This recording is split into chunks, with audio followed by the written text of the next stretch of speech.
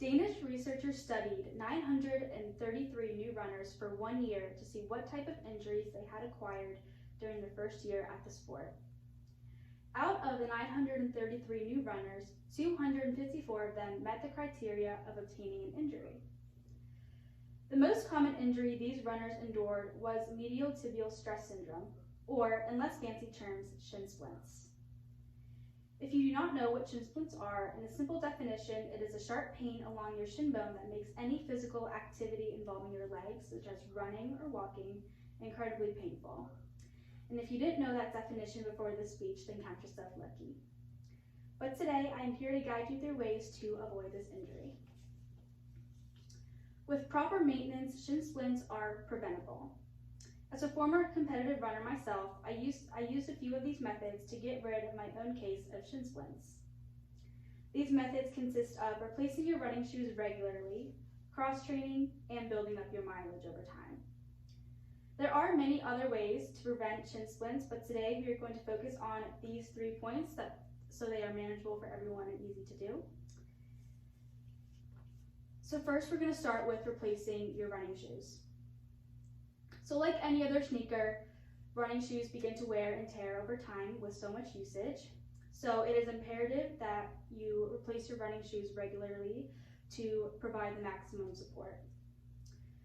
Christine Luff, a certified personal trainer and coach at Road Runners Club of America, suggests that it's important to replace running shoes every 300 to 500 miles. Running shoes that lost most of their cushioning is one of the most common causes for shin splints. Other than replacing your shoes, it is also important to focus on other aspects of fitness other than running. And that is cross-training. Cross-training is important as it doesn't have as much of an impact on your body, but it still allows you to meet your goals while running and maintain your endurance. Justin A. Molnar, an MD in sports medicine, suggests running in a pool or treadmill every other day. These lower impact exercises help runners maintain their endurance without the stress on their muscles or bones. And also, if you don't have access to a pool or treadmill, there's also other ways to cross-train, such as riding a bike, cross-country skiing, or low-impact aerobic exercises. And just like there's a trick to cross-training your body, there's also a trick to running to avoid injury. And that is slowly increasing your mileage over time. So say you wake up one day and you're feeling super ambitious and you want to run high mileage that day. While that mindset is really great to have, it's not so great for your body if you are not adjusted to that level of fitness. So it's way better to gradually increase your mileage and take baby steps to get there rather than jumping right into it.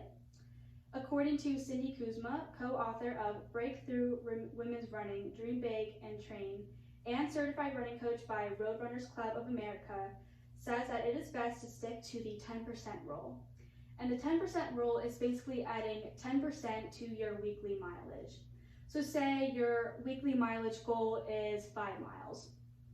That would mean adding 10% to that 5 miles. So that would be around 5.5 miles each week, and from that you would gradually increase, and then eventually you'd be able to run those long distances without sustaining an injury or shin splints. So with proper care and maintenance, shin splints are a preventable injury that you may not have to experience during your running journey. And since this injury is so commonly experienced by all runners, I believe we could all benefit from these 3 tips to ensure we stay healthy and active. I am hoping after this presentation on ways to prevent shin splints while running, you will be able to apply this information to your own running journey, as well as educate others to ensure everyone stays healthy, active, and happy. Thank you.